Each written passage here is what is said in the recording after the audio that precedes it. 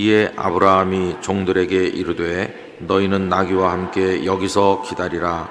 내가 아이와 함께 저기 가서 예배하고 우리가 너희에게로 돌아오리라 하고, 아브라함이 이에 번제나무를 가져다가 그의 아들 이삭에게 지우고 자기는 불과 칼을 손에 들고 두 사람이 동행하더니. 아멘. 이 말씀을 가지고 두 사람이 동행하더니 라는 제목으로 잠시 말씀을 나누고자 합니다. 어제 저녁에 하나님께서 아브라함에게 명령하셔서 모리아산으로 가라. 우리가 그 여행에 도전해야 된다고 했습니다. 인생이라는 여행은 슬프고 절망된 여행이지만은 하나님께서 보내시는 모리아산으로의 여행은 출발할 때는 어렵고 마음의 부담이 많이 되지만 일단 출발하고 나면 기쁨과 생명과 승리가 있는 축복의 여정이라고 그랬습니다. 이 여행은 죽음으로 끝나는 여행이 아니고 사망에서 생명을 향해 나가는 거룩한 여행이지요. 그래서 우리 양일교회 성도들이 다 이 여행에서 하나님의 축복을 받으시기를 바랍니다. 그런데 아브라함이 집에서 출발할 때 모두 몇 사람이 출발했나요? 아브라함, 그리고 이삭, 그리고 또 있었죠. 누구냐 하면 두 명의 종이 거기 있었습니다. 여러분, 어저께 읽었던 말씀 가운데서 3절에 보시면 아브라함이 아침에 일찍이 일어나 나귀의 안장을 지우고 두 종과 이렇게 나오죠. 그러니까 종이 두 명 있었어요. 그러니까 도합 4명이 출발하는 여행입니다. 모두가 다 아브라함의 집을 출발해서 모리아산을 향해서 가고 있는 거죠. 그런데 두 사람은 끝까지 갈 사람이 아닙니다. 두 사람은 모리아산이 바라보이는 곳까지 온 그 지점에서 그 자리에 남았어요. 아브라함이 너희는 여기 남아서 기다리라. 아들과 내가 갔다 오겠다. 이렇게 말하면서 둘로 갈라져요. 여러분, 이건 참 심각한 걸 보여줍니다. 오늘날 교회 안에 성도들이 많이 계시는데 제가 영락교회에 와서 특별한 좀 특이한 경험을 했어요. 제가 부산에서 목회할 때는 그냥 교인 여러분 이렇게 불렀습니다. 근데 영락교회에 오니까 제가 교인 여러분 그러니까 어떤 분이 오셔가지고 목사님 교인이라고 하지 말고 성도라고 해주세요. 그렇게 말씀하시더라고요. 그래서 요새는 성도 여러분 이렇게 하는데 좀 마음에 불편한 게 있어요. 왜 그러냐 하면 교인하고 성도는 다르지 않습니까? 교인은 교회 다니는 사람이죠. 성도는 누굴까요? 성도는 정말 하나님을 믿어서 구원에 이른 사람입니다. 그러니까 뭐가 불편하냐 하면 교인 그러면은 그 중에는 정말 구원받은 사람도 있고 그냥 이름만 걸쳐서 다니는 사람도 있고 그게 있잖아요. 그 다음에 성도 그러면은 다 구원받은 것 같이 느껴지는데 저는 교회 안에 가짜도 많다고 생각합니다. 아직 구원받지 못한 사람도 목사 행세도 하고 중직자 행세도 하고 얼마든지 그럴 수 있어요. 여러분, 로마 천주교회하고 우리 개신교회하고 다른 점이 많이 있지만 결정적으로 다른 것은 교회가 무엇인가 하는 데 대해서입니다.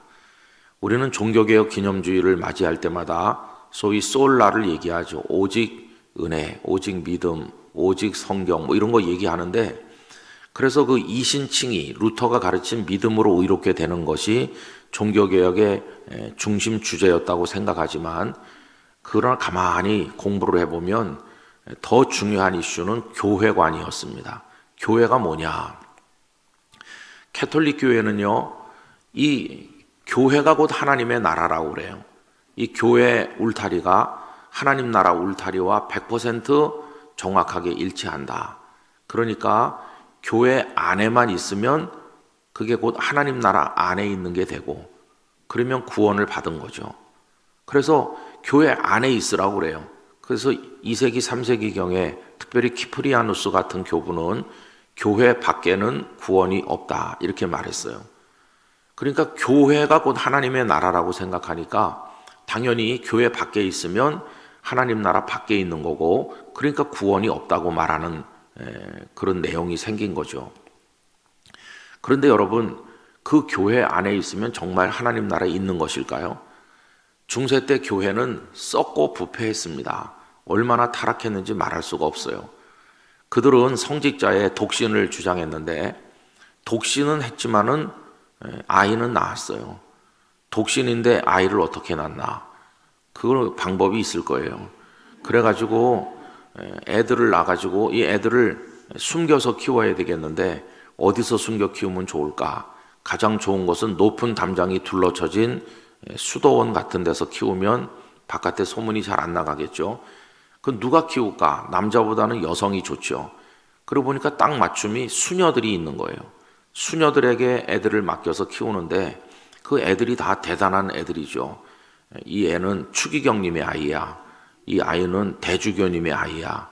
심지어는 교황의 아이도 있었어요. 그래가지고 역대 교황들 중에 그렇게 해서 태어난 아이가 교황이 되기도 해요. 아버지 후광을 받아가지고.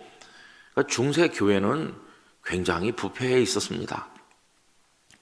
그러니까 종교 개혁자들이 개혁자가 되려고 된 게 아니고 하나님의 말씀대로 바르게 믿어보려고 애쓰다 보니까 결국은 종교 개혁이 이루어질 수밖에 없었던 것이죠. 그래서 종교 개혁자들은 교회를 그렇게 이해하지 않고 색다르게 이해했어요. 교회가 곧 하나님 나라가 아니라고 말했어요. 이게 결정적으로 다른 거죠. 하나님 나라의 경계선은 교회 경계선과 일치하는 게 아니라 교회 한복판을 통과하고 있다. 하나님 나라의 경계선이. 그러니까 교회 안에 있어도 어떤 사람은 하나님 나라 바깥에 있을 수도 있는 거죠. 이 땅에서 교회 안에 있음에도 불구하고 하나님 나라 바깥에 있는 사람, 그러니까 교회를 몇십 년 다녔지만 구원을 받지 못하는 사람도 있을 수 있다. 이렇게 가르친 거예요. 여러분, 지금도 우리 개신교회는 그렇게 생각하고 있죠. 이건 예수님의 말씀이 그렇습니다. 예수님께서 말씀하시기를 두 남자가 밭에 있었는데 다 똑같이 밭에서 일을 하니까 똑같아 보여요. 그런데 한 사람은 데려가고 한 사람은 버려둔다. 그렇잖아요? 또 두 여자가 맷돌을 돌리고 있는데 한 여자는 데려가고 한 여자는 버려둔다. 데려가는 건 구원받는 거고 버려두는 건 멸망하는 거죠. 똑같이 밭에서 있고 똑같이 맷돌을 돌리는데 다른 거예요. 여러분, 정말 두려운 것은 뭐냐 하면은 같이 예배당에 앉아서 똑같은 예배 순서에 따라서 똑같은 찬송을 부르고 똑같은 목사님의 말씀을 듣고 똑같이 교회 봉사를 하는데 한 사람은 그냥 교인이고 한 사람은 성도라고 하는 것이에요. 여러분, 이걸 늘 두렵게 생각해야 됩니다. 교조 카드에 이름이 올라 있는 거하고 하늘나라 생명책에 이름이 기록된 거랑은 전혀 다른 얘기입니다. 저는 목사 노릇하다 망하는 사람도 있을 거라고 생각하고 참 두려움을 가집니다. 예수님께서 마태복음 7장에서 말씀하시기를 주여 주여 한다고 다 구원받는 게 아니라고 그랬죠. 주여 주여 이렇게 부른다고 해서 다 하늘나라에, 하나님 나라에 들어가는 게 아니고 하늘에 계신 내 아버지의 뜻대로 행하는 자라야 들어가리라. 분명히 차별화시켜서 말씀하시면서 하시는 말씀이 내가 주의 이름으로 선지자 노릇했습니다. 선지자 노릇한다는 건 말씀을 선포하는 건데 저 같은 목사잖아요. 주의 이름으로 내가 능력을 행하고 귀신을 쫓아내고 그렇게 했다고 그래도 주께서 그날에 말씀하시기를 불법을 행하는 자들아 내게서 떠나가라. 나는 너를 도무지 알지 못한다. 선지자 노릇하고 귀신 쫓아내고 능력으로 역사했는데 사람들이 추앙하고 박수를 보냈는데 정작 그날 주님은 나 너 모른다 이러신다고 주님이 직접 말씀하신 거예요. 그래서 여러분, 우리가 뭐 좀 되는 것 같다고 교만해서는 절대로 안 됩니다. 여러분, 저 같은 목사에게 중요한 게 뭐겠어요? 목회 성공일까요? 무슨 뭐 성도들에게 존경받는 것일까요? 아무것도 아닙니다. 저 같은 목사에게 가장 중요한 건 구원받는 사람이 되는 겁니다. 장로님들도 구원받는 장로님이 되셔야 돼요. 누구나 다 똑같아요. 그게 우리의 예수님을 믿는 가장 기본적인 축복이고 은혜입니다. 여러분, 그래서 우리가 이 문제를 좀 심각하게 생각해야 돼요. 그래서 그 영락교회 누가 와서 성도라고 불러주세요. 그랬을 때 제가 성도 여러분 이렇게 부르긴 부르지만 마음이 캥겨요. 가짜가 없을까? 틀림없이 가짜가 있을 텐데. 뭐 저는 그걸 판단할 수 없죠. 제가 무슨 병아리 감별사처럼 이 사람이 구원 받았는지 안 받았는지 감별하는 능력이 없어요. 그렇기 때문에 말할 수는 없지만 틀림없이 어디나 구원에 이르지 못했고 그저 교회 몸만 담고 있는 사람이 있을 거예요. 그러니까 정확하게 부르려면 교인과 성도 여러분 이렇게 불러야 되는 건데 그렇게 부를 수는 없어서 성도 여러분 이렇게 부르긴 하는데 성도들이 무슨 생각할까요? 아, 구원받은 나보다 이렇게 생각하겠죠. 내가 가짜는 아닐까? 참 믿음에 이르지 못한 건 아닐까? 이렇게 겸손히 돌아봐야 되는데 맨날 성도라고 불러드리니까 성도인가 이렇게 착각할까 봐 마음에 좀 불편함이 있어요. 어쨌든 여러분 여기 지금 4사람이 집을 출발해서 모리아산으로 같은 방향으로 가잖아요. 그러나 2명은 그 여행에 참여하는 사람이 아닙니다.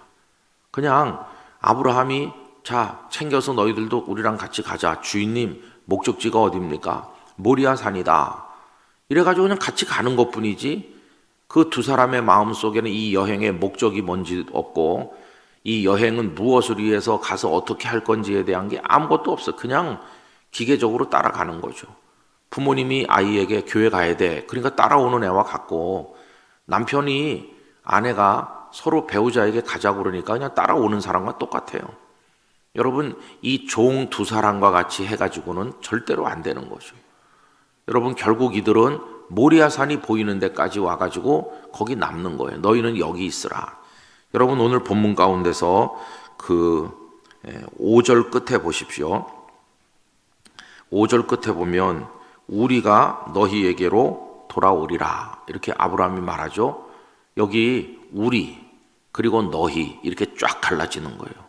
우리와 너희 전혀 다른 거죠. 우리는 아브라함 자신과 이삭을 말하는 거고 너희는 여기 남는 종 2사람을 말하는 거예요.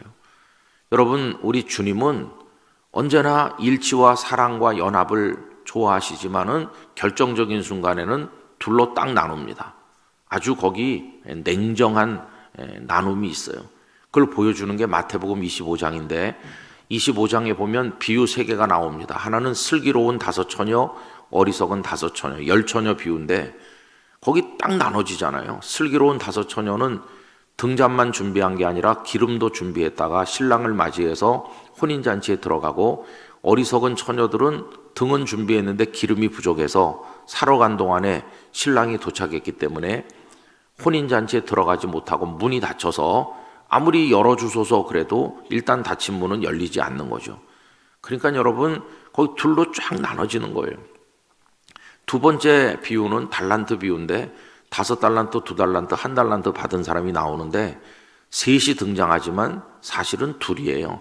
5과 2를 받은 사람은 충성해서 받은 만큼을 또 남겼기 때문에 주인이 똑같이 칭찬합니다. 착하고 충성된 종아 이렇게 똑같이 칭찬해요. 근데 1달란트 받은 사람은 땅에 파묻어 놓았기 때문에 악하고 게으른 종이라고 책망받죠. 결국 그 2번째 비유도 착하고 충성된 종과 악하고 게으른 종으로 쫙 나눠지는 거예요. 그 다음에 마지막 3번째 비유는 소위 양과 염소의 비유인데 양 같은 사람 오른쪽에 앉게 하고 염소 같은 사람 왼쪽에 앉게 하는데 인자 같은 이가 와서 말씀하시잖아요. 내가 굶주릴 때, 내가 헐벗었을 때, 내가 감옥에 갇혔을 때, 내가 병들었을 때 너희들은 와서 나를 돌봐줬다. 양 같은 사람들이 언제 우리가 그렇게 했습니까? 이 적은 소자에게 한 것이 곧 내게 한 것이다. 그러면서 너희를 위해 준비된 영생에 들어가라. 반대로 염소 같은 사람은 정반대잖아요. 내가 굶주리고 갇히고 고통받을 때 너희는 거들떠보지도 않았다. 우리가 언제 그렇게 안 했습니까? 소자 하나에게 하지 않은 게 곧 나에게 하지 않은 것이다. 그래서 너희들은 영벌에 들어가라. 이렇게 쫙 갈라지잖아요. 여러분 하나님은 나누는데 명수라는 걸 알아야 됩니다. 시편 1편도 의인의 회중이 있어요. 의인의 회중. 의인들, 복 있는 사람들, 시냇가에 심겨진 나무가 시절을 쫓아 과실을 맺는데 그런 이들이 있고 그런가 하면 바람에 나는 겨와 같은 악인도 있는 거예요. 여러분 저는 양일교회 성도들이 그저 양일교회 다니는 것으로 나는 다 구원 받았어, 끝났어 이렇게 생각하지 마시고 언제나 구원의 은혜를 갈망하고 사모하시기를 바랍니다.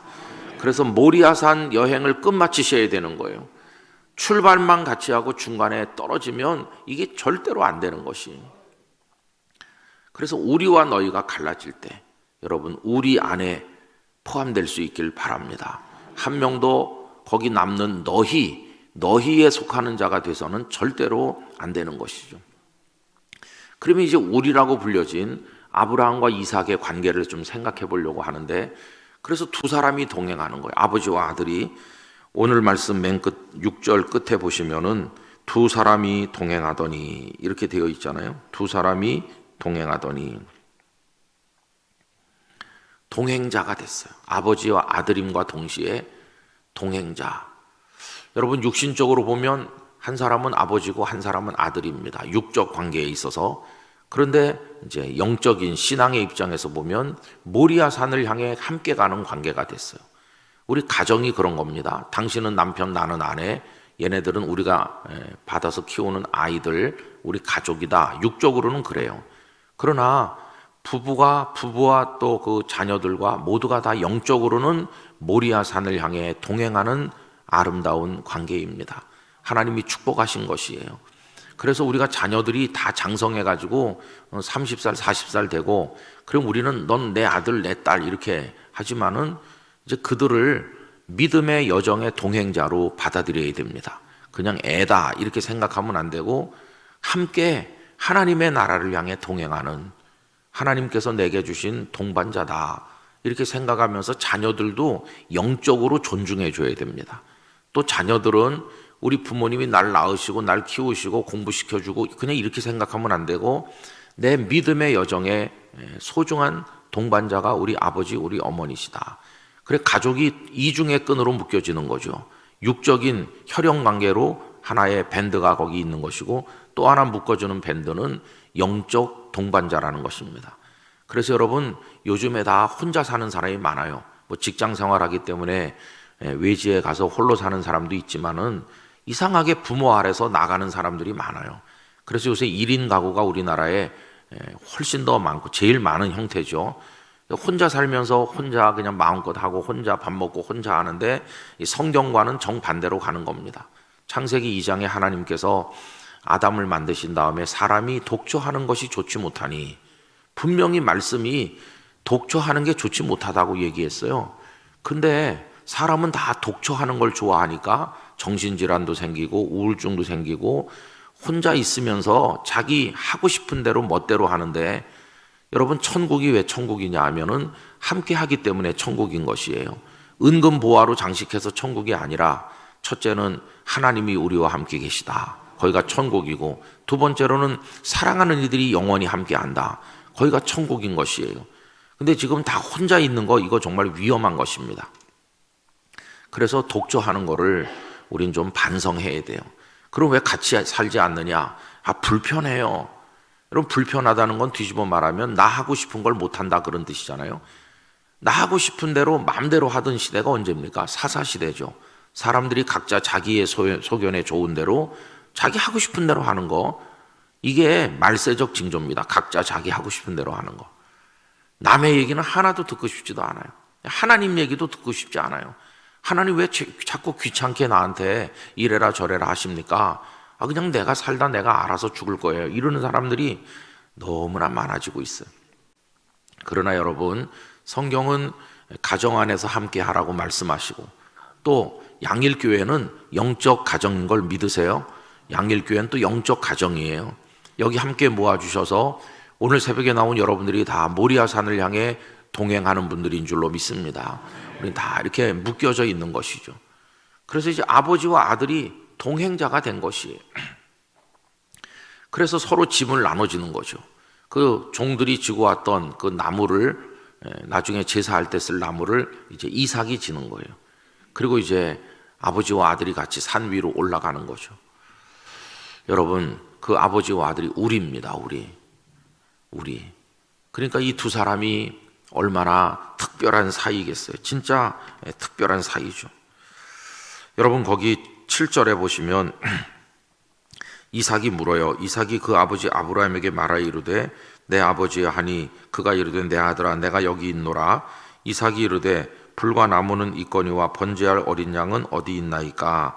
아브라함이 이르되 내 아들아 번제할 어린 양은 하나님이 자기를 위하여 친히 준비하시리라 하고 두 사람이 함께 나아가서, 이 대화가 무슨 대화냐면 모리아산에 올라가서 제사 드릴 이슈를 가지고 대화하는 거예요. 근데 지금 이삭이 번제할 어린 양이 어딨냐고 묻는 걸 보면은 아버지가 아직 말해주지 않았어요. 너 죽이러 가는 길이다, 이렇게 말해주지 않았다는 걸 알 수 있어요. 그냥 하나님이 준비하실 거다. 그러니까 이삭은 고개를 갸우뚱했겠죠. 아니 제사 드리려면 재물이 있어야 되는데 재물이 어딨나, 의아한 생각을 가졌는데, 여러분 이때 아브라함의 마음이 굉장히 아팠을 것 같아요. 이렇게 대답하면서. 근데 여기는 이중적입니다. 굉장히 마음이 아파서 바로 네가 재물이다 이렇게 말해야 되는데 할 말이 없기 때문에 둘러댄 거라고 생각할 수도 있어요. 그러나 하나님이 준비하실 거라는 얘기는 그의 믿음이기도 해요. 하나님, 이 아이를 내가 드린다 할지라도 하나님은 다시 살려주실 줄 믿습니다. 왜 그러냐 하면요, 이삭을 약속의 씨앗으로 주셨거든요. 이스마엘을 하갈에게서 낳았는데 하나님께서 이스마엘을 통해 번성할 거다 이런 말씀 안 하셨잖아요. 사라가 너에게 낳을 그 아이가 너의 약속의 후손이 될 거라고 하시고, 그리고 이삭을 주시면서 하늘의 별처럼 바닷가의 모래알처럼 번성하게 할 거라고 하셨잖아요. 그럼 하나님이 그렇게 말씀하셨는데 이삭을 데려가 버리시면은 이삭을 통해서 하늘의 별처럼 바닷가의 모래알처럼 이 약속이 없어지는 거 아닙니까? 그러니까 아브라함은 이삭을 내가 제물로 바쳐도 다시 살려내서 주실 줄 믿습니다, 이런 믿음을 그가 가졌다는 거예요. 히브리서 11장에 보면 그런 말씀의 암시가 나오잖아요. 어쨌든 이렇게 그렇게 말하는 거예요. 이 아버지와 아들의 대화가 뭡니까? 집에 있는 소떼 양떼를 잘 돌봐야 될 텐데 뭐 그런 얘기가 아니에요. 산에서 내려와 가지고 밥은 어디서 먹죠? 그런 얘기도 아니에요. 인간적인 그 어떤 얘기도 아니고 산에서 제사할 일을 주제로 얘기하는 거죠. 여러분, 이 모리아산 여행을 출발한 사람들의 관심사는 오직 거기 있어야 됩니다. 거기. 그래서 우리를 이 교회라고 하는 울타리 안에 모아주셔서 여러분들이 우리가 되셨어요. 우리 지금 하나님을 향해 같이 나간다. 우리 지금 모리아산을 향해 같이 나간다. 여러분 8절 끝에도 아까 6절 끝에서는 두 사람이 동행하더니 이렇게 나왔고 8절 끝에서는 두 사람이 함께 나아가서, 여러분 함께 나아가서 이 말씀이 여러분의 가정에 이루어지시기를 축복합니다. 부부가 함께 나아가서, 자녀들과 함께 나아가서 양일교회에서 예배드리고 기도한다, 함께 나가서 하나님의 복을 받는다. 이게 얼마나 놀라운 축복이겠습니까? 함께 나가는 거죠. 근데 이 아버지와 아들이 이제 제사 드리는 일을 주제로 이야기를 나누는 것입니다. 여러분, 거룩한 믿음의 동반자들은 영적 관심이 바로 거기 있어야 돼요.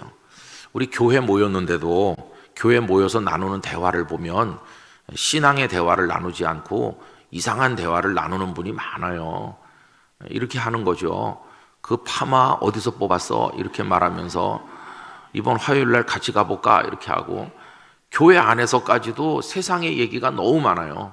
영적 대화가 단절된 경우가 많아요. 물론 성도들끼리도 뭐 어디 가면 좋은 물건을 살 수 있다든가 다 그런 거죠. 그렇지만은 그래도 성도의 교제의 근본은 신앙적 관심이 되어야 하는 것이에요.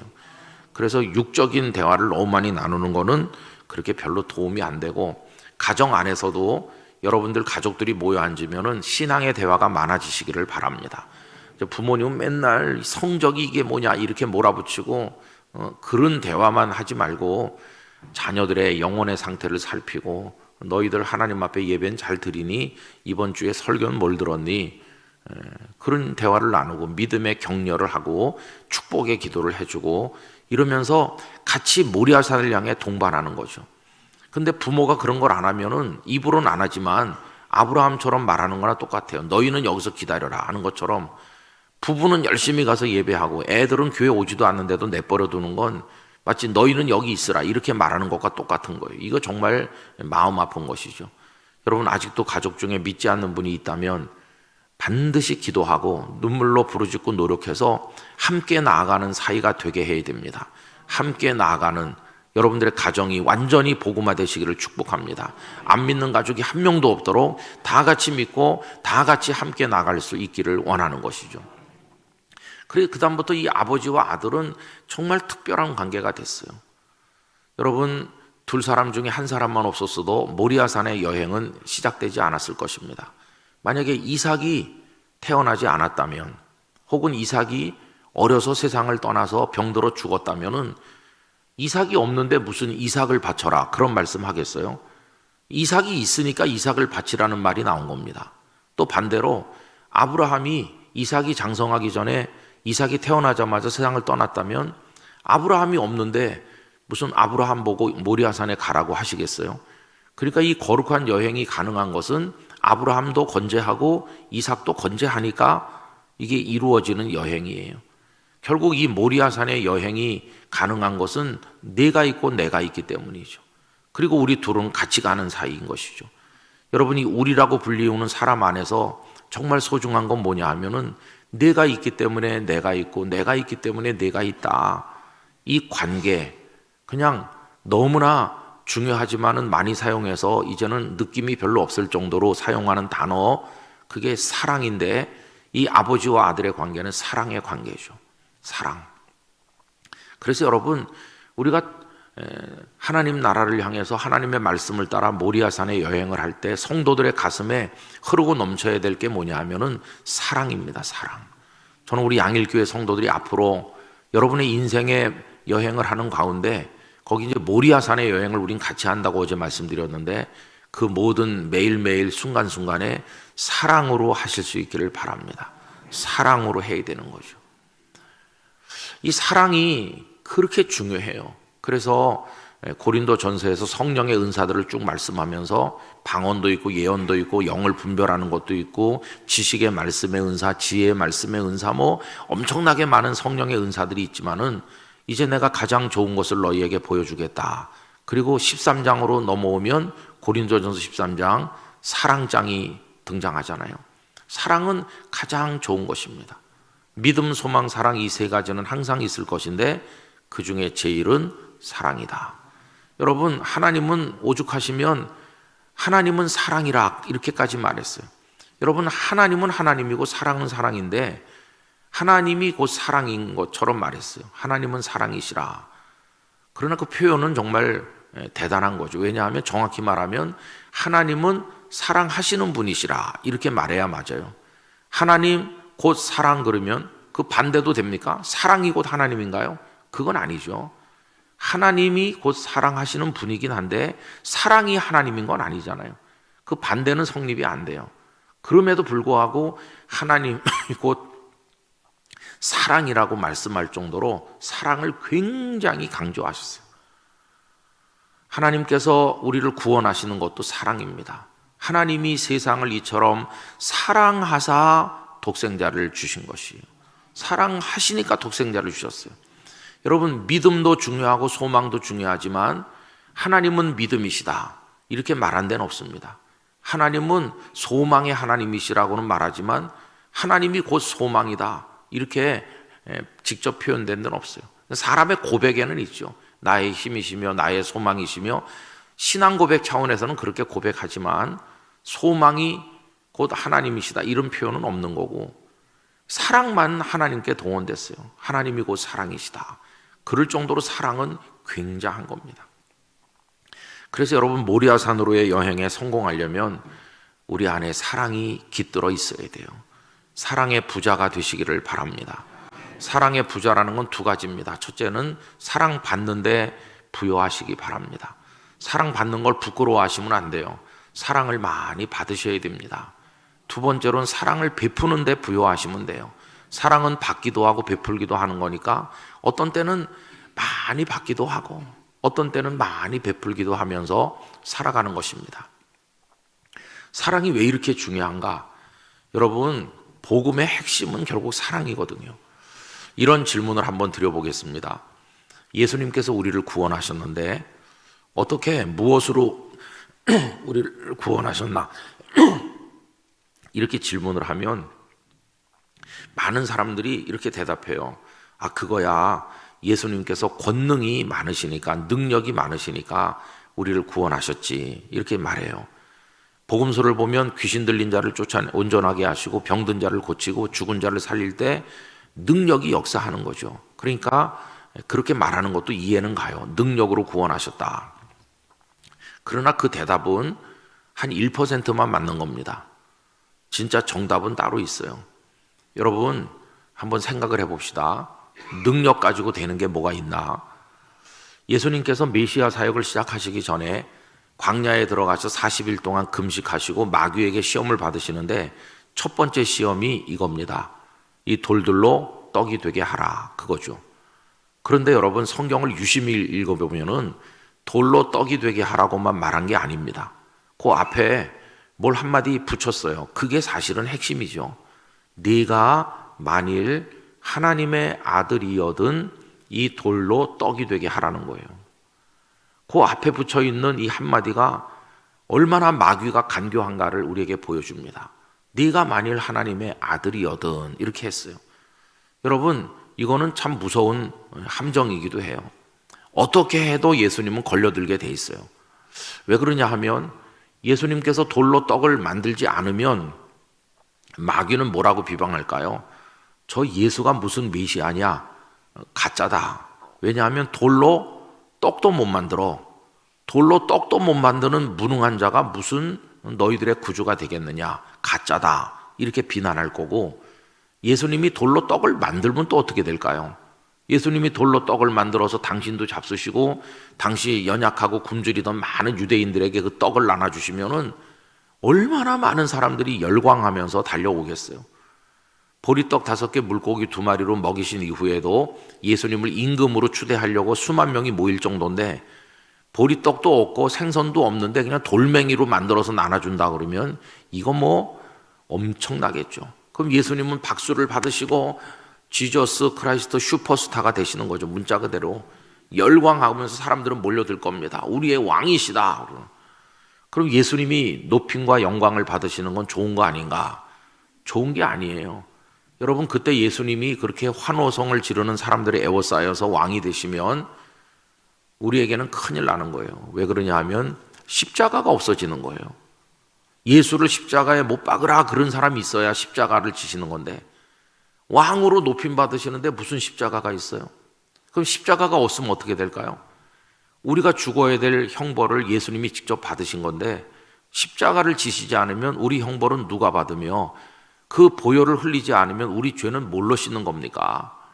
그러면 우리는 구원받지 못하는 거예요. 예수님은 왕이 되신다고 하고 우리는 구원 못 받고. 여러분, 마귀의 목적이 뭔지 아세요?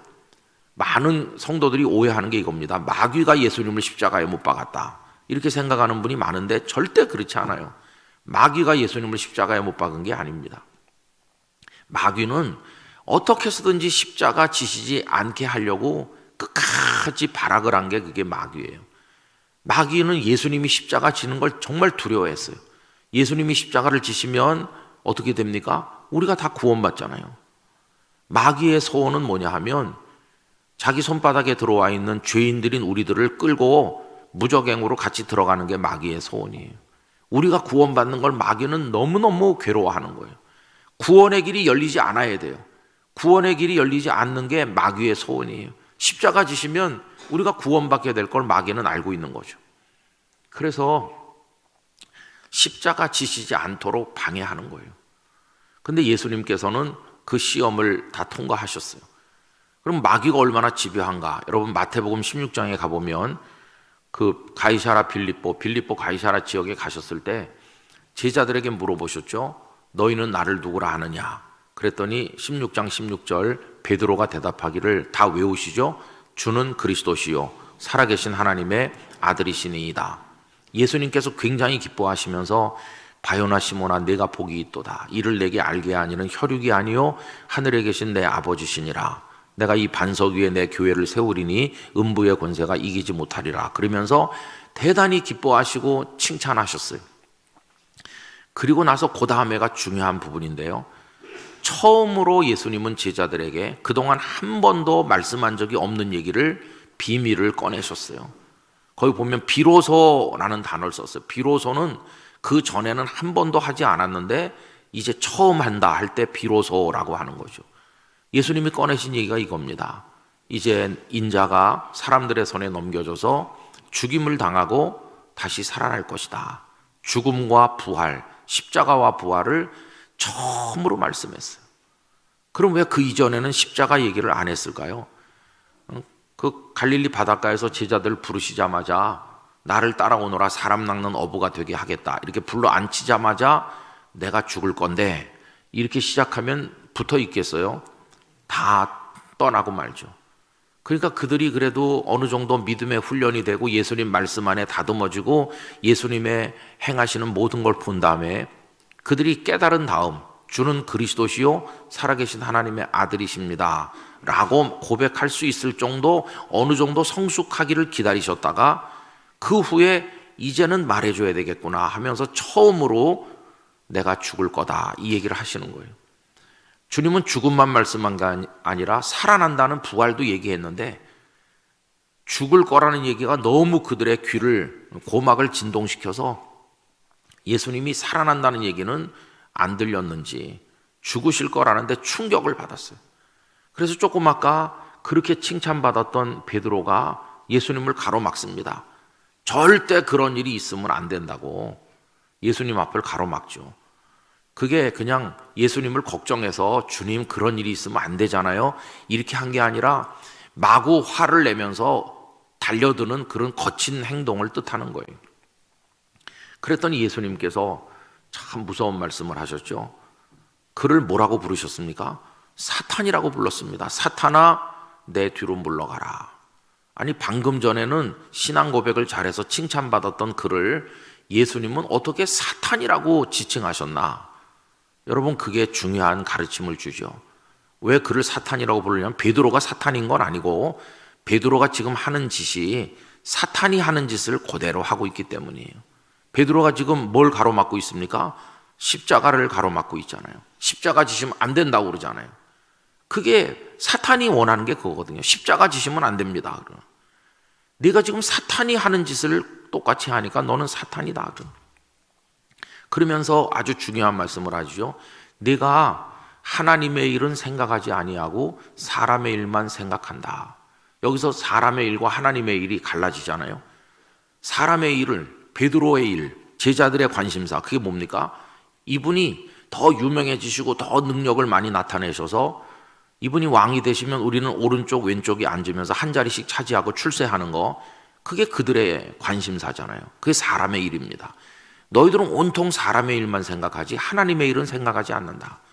하나님의 일이 뭡니까? 어제 저녁에도 말씀드린 것처럼 구약에서부터 이미 계획된 대로 펼쳐나가시는 하나님의 구원 계획 예언자들을 통해서 말씀하시고 때가 찼을 때 독생자를 보내주셔서 이루시는 그 하나님의 구원 계획 우리를 반드시 구원하시겠다는 하나님의 사랑 그게 하나님의 일 아닙니까? 그러면 그 하나님의 일을 생각한다면 예수님이 십자가를 지시고 부활하셔야 되는 거죠. 그게 벌써 십자가도 부활도 다 성경에 예언돼 있잖아요. 근데 지금 사탄이 그걸 가로막는 건데 베드로가 그걸 가로막고 있으니까 예수님께서 그렇게 책망하신 거예요. 그러면서 그 다음 절에 보면 아무든지 나를 따라오려거든 자기를 부인하고 자기를 부인하라는 건 뭐냐 하면 나를 통해서 한 자리 차지하려고 하는 너희 욕망의 일, 사람의 일 그거 버리라는 거예요. 자기 욕심 다 버리고 자기를 부인하고 그 다음에 자기 십자가를 지고 나를 따르라. 예수님은 당신이 죽으실 뿐만 아니라 제자들에게도 십자가 지라고 너희도 죽음을 각오하고 나를 따르는 거라고. 그래서 여러분 갈라디아 2장 20절에서 사도 바울은 자기가 그 죽음을 통과했다고 말하죠. 내가 그리스도와 함께 십자가에 못 박혔나니 이제는 내가 산 것이 아니오 내 안에 그리스도께서 사시는 거라고. 내가 그리스도와 함께 십자가에 못 박혀 나도 죽었다. 여러분 그게 성도가 걸어가야 될 길 아니겠어요? 그래서 사탄은 예수님을 십자가 못 지게 하는 거라는 걸 우리 알아야 되는 거죠. 베드로가 이제 거기 걸려가지고 책망을 받은 거예요. 그리고 마지막에 보면 나중에는 결국은 베드로도 거꾸로 십자가에 매달렸으니까 자기 십자가를 지고 예수님을 따랐다고 할 수 있습니다. 자, 그런데 이 예수님을 십자가 지지 못하게 하려는 이 마귀의 노력은요, 얼마나 집요한지. 심지어는 예수님이 십자가에 매달린 후에도 포기하지 않았어요. 벌써 매달리셨는데도 포기하지 않아요. 사람들이 밑에 와서 손가락질하면서 십자가에 달린 예수님을 조롱할 때 뭐라고 조롱하냐 하면은 십자가에서 내려오라, 우리가 믿겠노라, 이렇게 조롱해요. 근데 그때 보면 그 앞에 한마디 합니다. 그게 돌로 떡이 되게 하라고 할 때 똑같은 말을 합니다. 네가 만일 하나님의 아들이어든 내려오라, 우리가 믿겠노라. 어쩌면 구조가 똑같은지 몰라요. 여러분, 예수님께서 그때 만약에 십자가에서 내려오시면 전능하신 분인데 못 박혔다고 못 내려오겠어요? 그 십자가에서 뛰어 내려오셔서 그 악한 원수들을 진멸하시면 어떻게 될까요? 그건 십자가가 없어지는 거예요. 십자가가.